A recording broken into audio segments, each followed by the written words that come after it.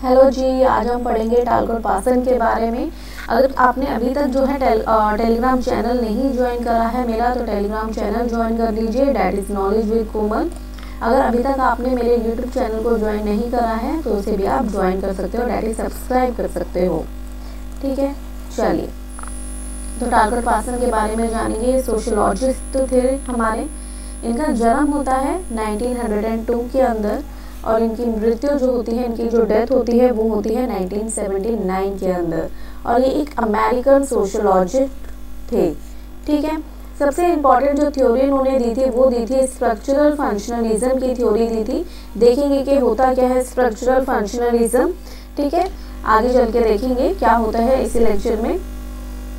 Structural functionalism क्या होता है, स्ट्रक्चर का मतलब क्या होता है। जो स्ट्रक्चर बने होते हैं है ना सोसाइटी के अंदर, या जो हम बिल्डिंग बनाते हैं या कुछ भी हम बनाते हैं, तो चीज़ों के पार्ट, ये क्या है पार्ट। तो ऐसे ही जो है सोसाइटी बनी हुई है कुछ पार्टों से, कुछ पार्ट्स जो है इंटरकनेक्टेड है, जो पूरी की पूरी सोसाइटी को बना रहे हैं। और ये पार्ट क्या कर रहे हैं, एक पर्टिकुलर जो है रोल प्रोवाइड कर रहे हैं, एक पर्टिकुलर फंक्शन प्रोवाइड कर रहे हैं सोसाइटी को चलाने के लिए। और इन सब की ज़रूरत पड़ेगी। अगर एक भी जो है निकल जाता है, एक भी पार्ट जो है निकल जाता है, तो जो सोसाइटी का बैलेंस है वो जो है डगमगा सकता है। तो ये बात करी थी टालकोट पासन ने।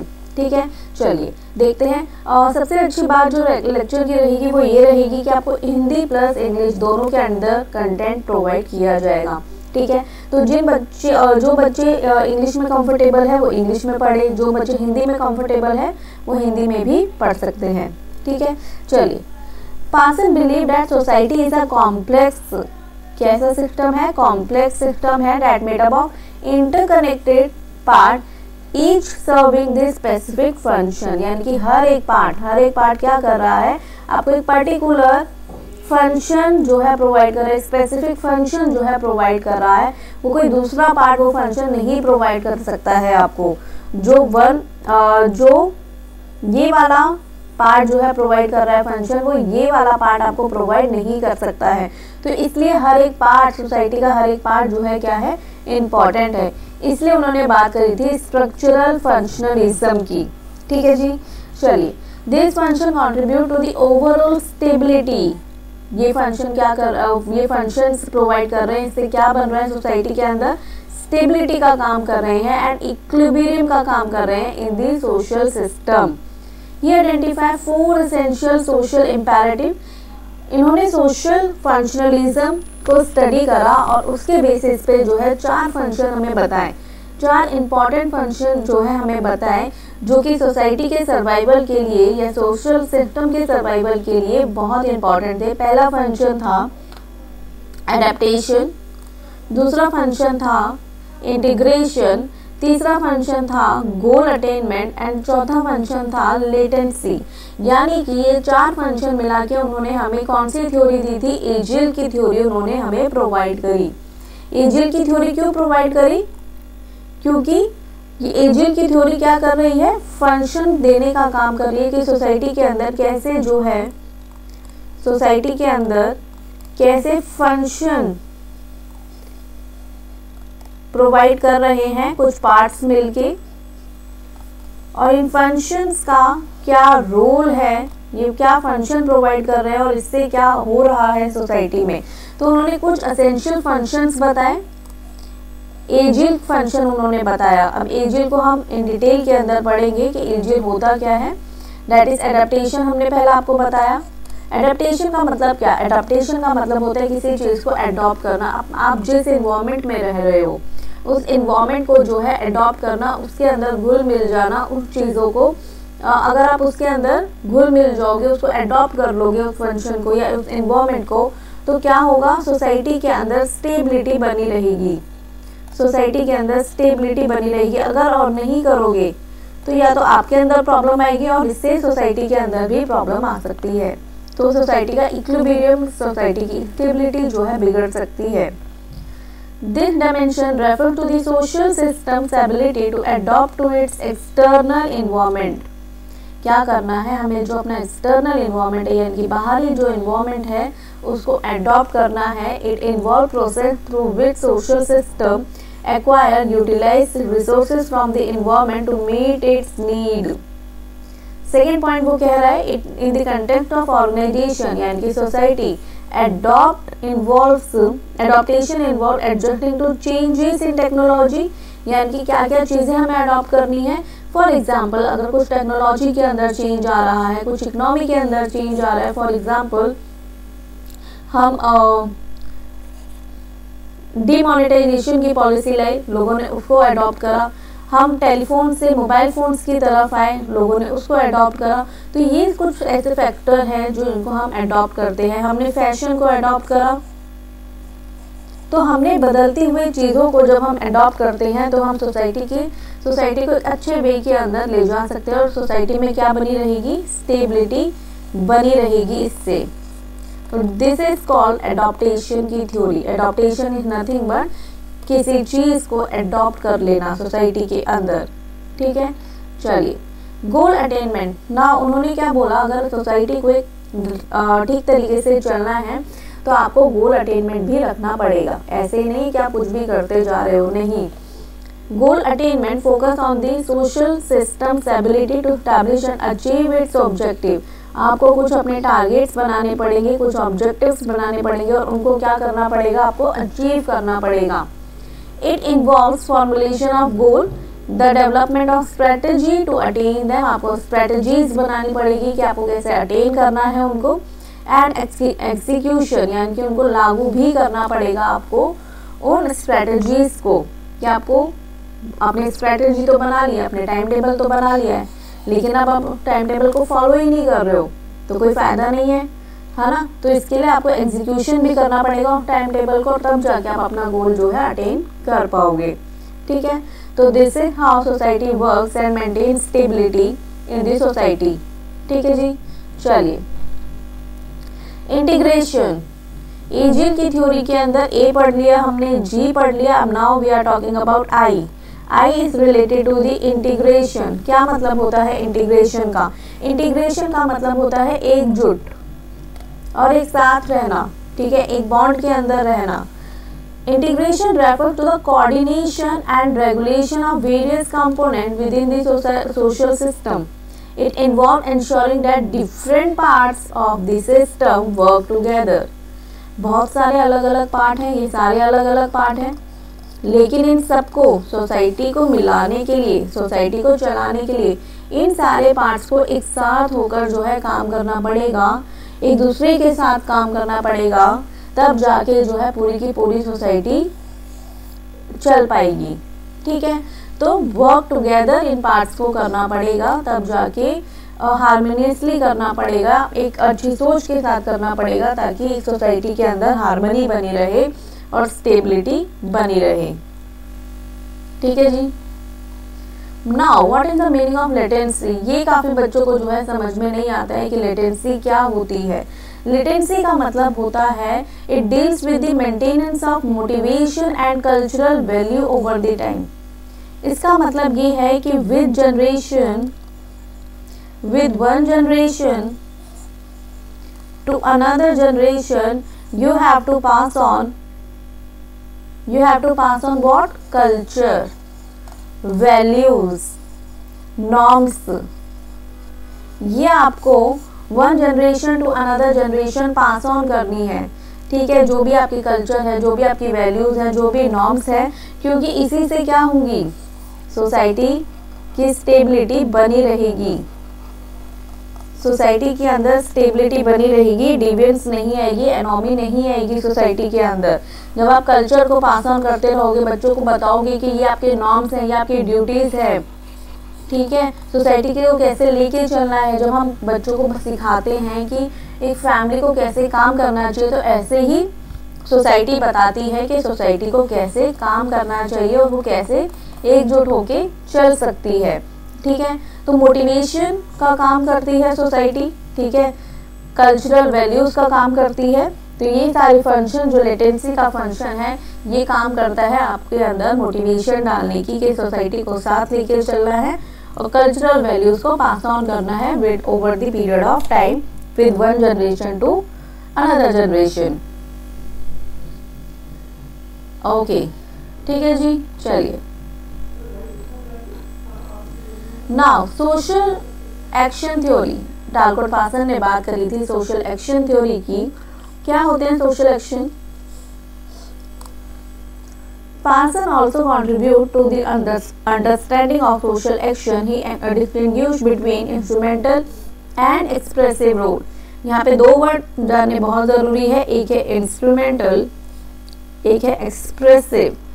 इंस्ट्रूमेंटल का मतलब होता है, यहाँ पे आपको दिया गया है औजार। इंस्ट्रूमेंटल का मतलब होता है like instrumental roles focus on goal attainment, और एक्सप्रेसिव रोल जो है ज़्यादा फोकस करते हैं इमोशंस पे, ठीक है। लेकिन जो इंस्ट्रूमेंटल गोल्स होते हैं, जो इंस्ट्रूमेंटल रोल्स होते हैं आपके, ठीक है, इंस्ट्रूमेंटल या एक्शंस होते हैं जो आपके, they are more focusing on what, they are more focusing on goal. और जो एक्सप्रेसिव रोल्स होते हैं, यानी कि जो एक्सप्रेसिव एक्शंस होते हैं, they are more focusing on emotional और एक्सप्रेसिव एस्पेक्ट्स, ठीक है। बहुत ज़्यादा मुश्किल नहीं था। नाउ डालकोट पासन जो है 3 स्टेजेस ऑफ एवोल्यूशन की बात करते हैं। उन्होंने बोला कि पहले प्रिमिटिव सोसाइटी आई, फिर इंटरमीडिएट सोसाइटी आई, फिर modern society I. Primitive society के अंदर हम लोग लिखना पढ़ना नहीं जानते थे। इंटरमीडिएट सोसाइटी के अंदर हमारे पास नॉलेज आ गई थी राइटिंग की। मॉडर्न सोसाइटी के हमने नॉलेज ऑफ लॉ लिखी, नॉलेज ऑफ लॉ लिया और हमने कानून की बात करी। ना वो बात करते हैं 4 सब प्रोसेस ऑफ इवोल्यूशन। अब इसके अंदर भी सब प्रोसेस ऑफ इवोल्यूशन हुई थी, लाइक प्रिमिटिव के अंदर डिवीजन आया, फिर डिवीजन के बाद एडॉप्टेशन, ऐसे ही इंटरमीडिएट में भी डिवीजन आया, फिर एडॉप्टेशन आया, फिर इंटीग्रेशन आया। ये सारी सब डिवीजन की बात उन्होंने करी। पहला आया डिवीजन, फिर आया एडॉप्टेशन, फिर आया इंटीग्रेशन, और फिर हमने करना सीखा जर्नलाइजेशन। 3 टाइप्स ऑफ रिवोल्यूशन की उन्होंने बात करी कि 3 तरीके के रिवोल्यूशन सोसाइटी के अंदर आए। दैट इज इंडस्ट्रियल रेवोल्यूशन, सबको पता है, democratic revolution, everyone know, and third revolution is educational revolution. तो ये 3 रेवोल्यूशन आपको याद करने हैं, which is given by the Talcott Parsons, ठीक है। चलिए, नाउ सोशल सिस्टम हमने अभी पढ़ा कि क्या होता है। Parsons develop the idea of social system that as a framework for understanding how society maintains stability, ठीक है। चलिए, ना कुछ पैटर्न वेरिएबल्स की बात करते हैं डालकोट पासन। डालकोट पासन ने हमें पैटर्न वेरिएबल दिए, क्यों दिए थे?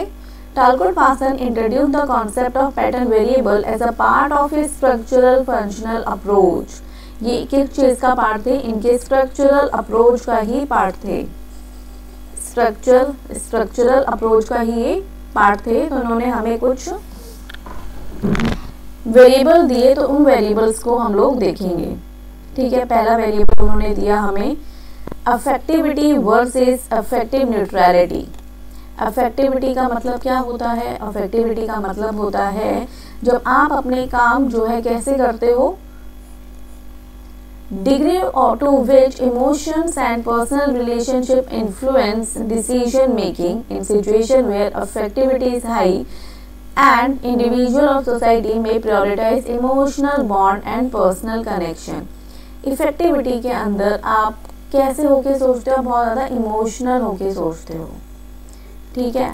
आप इमोशनली ज़्यादा सोचते हो रेदर देन रैशनली, ठीक है। तो यहाँ पे आपका रैशनल पॉइंट ऑफ व्यू कम होता है और इमोशनल पॉइंट ऑफ व्यू ज़्यादा होता है अफेक्टिविटी के अंदर। लेकिन अफेक्टिव न्यूट्रलिटी के अंदर आप जो है रैशनल होके ज़्यादा सोचते हो। यहाँ पे रैशनल होके ज़्यादा सोचा जाता है रेदर देन इमोशनल, और इमोशनल होके आप कम सोचते हो, ठीक है जी। अफेक्टिव न्यूट्रलिटी के अंदर आप थोड़े से न्यूट्रल रहते हो, आपका दिमाग जो है बैलेंस रहता है और आप रैशनली सोचते हो, ठीक है। चलिए, सेकंड उन्होंने जो हमें वेरिएबल दिया वो दिया सेल्फ ओरिएंटेशन का versus collective orientation. Self orientation के अंदर होता है जब आप अपने बारे में ज़्यादा सोचते हो, जब अपने आप को आप जो है सेंटर में रखकर सोचते हो और बाकियों को आप इतनी इंपॉर्टेंस नहीं देखते हो, ठीक है। तो that is called self orientation.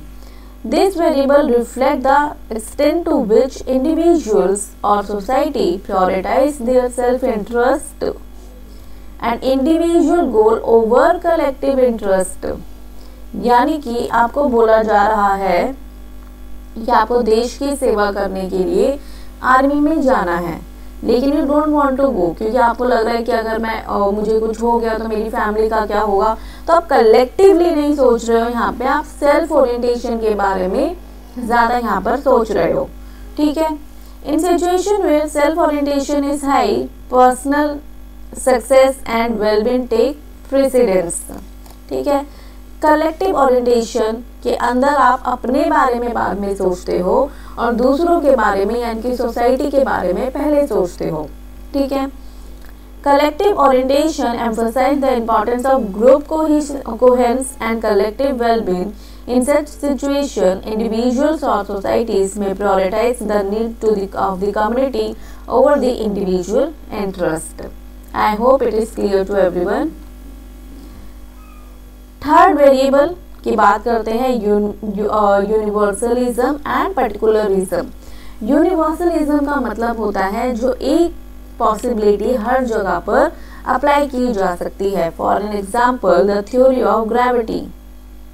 आप कहीं पर भी हो, किसी भी कंडीशन में हो, किसी भी कंट्री में हो, कहीं किसी भी टाइम हो, ग्रेविटी जो है हर जगह पे आपको देखने को मिलेगी। आप ग्रेविटेशन की थ्योरी, ग्रेविटी की थ्योरी जो है आप हर जगह अप्लाई कर सकते हो। तो इसे हम कहते हैं यूनिवर्सलिज्म, यानी कि जो चीज़ आप हर जगह विदाउट एनी जगह देखकर, विदाउट एनी टाइम देख के आप जिसको यूज़ कर सकते हो, ठीक है, उसे हम यूनिवर्सलिज्म कहते हैं। पर्टिकुलरिज्म होता है जो कि हर जगह अप्लाई नहीं होता। फॉर एन एग्जाम्पल, कुछ कल्चर ऐसे होते हैं जो हर कंट्री के अंदर एप्लीकेबल नहीं है और हर कंट्री के जो है अलग अलग कल्चर है, अपने खुद के नॉर्म्स हैं। तो कल्चर्स की जो हम बात करेंगे तो दे आर पर्टिकुलर, बट हम किसी जब साइंस की थ्योरी की बात करेंगे या फिर कुछ पर्टिकुलर चीज़ों की बात करेंगे, पर्टिकुलर नहीं, जब हम यूनिवर्सल चीज़ों की बात करेंगे तो उन्हें हम कहलाएंगे ग्रेविटी। फॉर एग्जाम्पल, सन सबके लिए है, ठीक है, तो सन कैसा हो गया, सन हर जगह उगता है। हाँ, कुछ एक्सेप्शंस हमेशा रहेंगी, ठीक है, कुछ जगह पे जो है सन की रेसेस नहीं जाती है, लेकिन ऑलमोस्ट हर कंट्री के अंदर सन जो है दिखाई देता है। तो वो क्या है, universal, theory of gravity universal. लेकिन जब हम कल्चर की बात करेंगे तो there are different cultures for everyone, है ना। लाइक मैरिज का कल्चर, हर जगह पे हर अलग तरीके से जो है शादी की जाती है। तो ये क्या हो गया, एक पर्टिकुलरिज्म हो गया, ठीक है, जो कि फ्लेक्सिबल होते हैं और स्पेसिफिक कंडीशंस में ही अप्लाई किए जा सकते हैं, ठीक है। ना फोर्थ वेरिएबल जो उन्होंने हमें दिया है, दैट इज एक्सक्रिप्शन एंड अचीवमेंट। ये आपका जो है एग्जाम में भी पूछा गया था कि अचीवमेंट और एक्सक्रिप्शन जो है क्या होता है।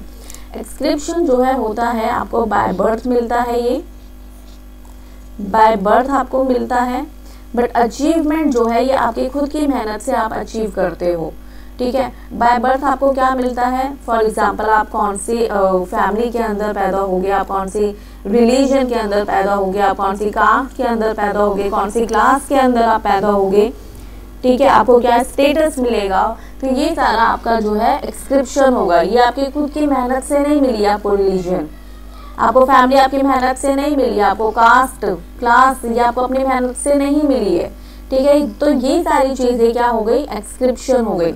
हाँ, लेकिन अगर आप क्लास के अंदर रैंक फॉर पहली रैंक लेकर आते हो तो ये आपको अपनी अचीवमेंट के साथ मिलती है, ठीक है। तो ये हो गया आपकी अचीवमेंट, ये आपको बाय बर्थ नहीं मिली कि हाँ अब आपका जन्म हो गया इस फैमिली के अंदर तो आपकी रैंक जो है 1 आएगी नहीं। तो एक्सक्रिप्शन और अचीवमेंट के अंदर अगर फर्क समझ आ गया हो तो give me a thumbs up, ठीक है। चलिए, नाउ टालकोट पाससन जो है सिख रोल की बात करते हैं, very important topic. Sick role की क्या बात करते हैं इसको देखेंगे हम। Talcott Parsons developed the concept of Sikh role as a part of his functionalist perspective on sociology. The Sikh role theory is a conceptual framework that explores the social expectation and behavior associated with individual who are considered sick और unwell. सिक role के अंदर क्या होता है, सिक role के अंदर क्या होता है कि जो इंसान, जो इंडिविजुअल सिक है यानी कि बीमार है, यानी कि जो नॉर्मली काम नहीं कर पा रहा है, ठीक है, जो बाय बॉडी क्या है, यहाँ पे बात करी गई है जो बाय बॉडी सिक है, ठीक है, जो हेल्दी नहीं है, यहाँ पे आप बोल सकते हो जो हेल्दी नहीं है, यहाँ पे उस इंसान की बात करी गई है, क्योंकि हेल्दी पर्सन जो है सारे सोसाइटी के काम कर सकता है, लेकिन जब इंसान सिक हो जाता है, जब वो अनवेल हो जाता है, तो वो नॉर्मल फंक्शंस ऑफ सोसाइटी नहीं कर पाता है, अपने नॉर्मल रोल्स जो होते हैं उनको फुलफिल नहीं कर पाता है, ठीक है। लाइक फॉर एग्जांपल, जो आपका रोल है, एक बच्चे का काम होता है कि आपको सिर्फ पढ़ना है ना, मतलब मेजर काम तो यही है आपका, लेकिन जब आप सिक हो जाओगे, जब आप बीमार हो जाओगे, तो क्या आप ये काम कर पाओगे? अगर आप नॉर्मल हो, आपकी तबीयत ठीक है, तो आप दिन के 5 घंटे पढ़ पा रहे हो, लेकिन जब आपकी तबीयत ठीक नहीं है तो आप मे भी शायद हो सकता है कि दिन के 2 घंटे भी ना पढ़ पाओ, है ना। तो आप जितना अपना रोल प्ले कर सकते हो उतना भी रोल नहीं प्ले कर पा रहे हो, ठीक है। तो इसके लिए उन्होंने कुछ रोल बताए कि सिख के क्या क्या रोल होते हैं, और इसीलिए एक सिख इंडिविजुअल की क्या रोल है और सोसाइटी को लेके उसके क्या रोल है, ये हमें टालकोट पार्सन ने बताया। और ये चीज़ उन्होंने इंट्रोड्यूस करी थी अपनी किताब सोशल सिस्टम के अंदर 1951 के अंदर, ठीक है। चलिए तो देखते हैं कि करके राइट्स एंड रिस्पॉन्सिबिलिटी क्या होती है। Individuals who are considered legitimately sick enter into the social recognized role that comes with the specific right and responsibility। अब जो बीमार है ना, उसके भी कुछ rights and responsibility बन जाती हैं। तो क्या rights है? The sick person is granted certain right, उनको कुछ rights दिए गए हैं। कौन कौन से right दिए गए हैं sick person को? सबसे पहला जो right दिया गया है, such the right to be excused from the normal social role, यानी कि वो जो भी जितने भी सोसाइटी के नॉर्मल काम हैं उनसे छुट्टी ले सकते हैं, ठीक है। फॉर एग्जांपल, आपका नॉर्मल जो काम है सोसाइटी के अंदर पढ़ना है, तो आप उससे जो है जब तक आप बीमार हो आप उससे छुट्टी ले सकते हो। अगर आप स्कूल जाते हो, कॉलेज जाते हो, तो वहाँ से आप क्या कर सकते हो, वहाँ से आप ऑफ ले सकते हो अपना, तो ठीक है। तो थोड़े से ये राइट आपको दिए गए हैं। डेली एक्टिविटीज़ आपको कम करनी पड़ेंगी, ठीक है। अगर आप बीमार हो तो आप एक्टिविटीज़ नहीं करोगे। Acknowledgement allow that individual to focus on recovery, आपका मेन फोकस किस पे होना चाहिए, अपनी रिकवरी पे होना चाहिए, क्योंकि आप जितनी जल्दी रिकवर करोगे उतनी ही जल्दी सोसाइटी के अंदर पार्टिसिपेट कर पाओगे, ठीक है। चलिए अब आपकी क्या क्या रिस्पॉन्सिबिलिटी बनती है। In return the sick person is expected to fulfil certain obligation, primarily the obligation to seek medical help, आपको मेडिकल हेल्प लेनी है। To comply with the prescribe treatment, आपको जो भी ट्रीटमेंट बोला जाए आपको वो ट्रीटमेंट लेना है। This establishing a reciprocal relationship between individual and the large society, ठीक है जी। चलिए अब एग्जेम्पशन है, आपको नॉर्मल रोल्स नहीं करने हैं, ठीक है। The sick role granted the temporary exemption from normal social role and expectations. This implied that society acknowledges the individual's inability to fulfill regular duty, आपको fulfill नहीं करनी है, ठीक है। During this period of exemption, sick individual is not held responsible for their inability to meet their social obligation. देखो, it is very important point, यहाँ पे क्या बोला गया है कि जिस दौरान आप बीमार हो और आप कोई चीज़ नहीं कर पा रहे हो, ठीक है, जो कि सोसाइटी के हित में है, यानी कि सोसाइटी के फंक्शंस को आप प्ले नहीं कर पा रहे हो, ठीक है, उसमें पार्टिसिपेट नहीं कर पा रहे हो, तो इसमें आपकी कोई भी गलती नहीं है, क्योंकि आप बीमार हो, ठीक है। तो इसके अंदर आप कहीं से भी रिस्पॉन्सिबल नहीं हो अगर आप कुछ नहीं कर पा रहे हो तो, ठीक है। चलिए सेकेंड चीज़ जो यहाँ पे बोली गई है, रोल मॉरेटोरियम का मतलब होता है the sick role is considered a form of role moratorium where the individual is granted a temporary suspension. Role moratorium का मतलब है जहाँ पे आपको टेम्प्ररी यानी से कुछ समय के लिए क्या कर दिया जाएगा, सस्पेंड कर दिया जाएगा आपके नॉर्मल सोशल रोल से। अगर एग्जाम के अंदर पूछ लिया जाता है कि what is the role moratorium, तो इट इज नथिंग बट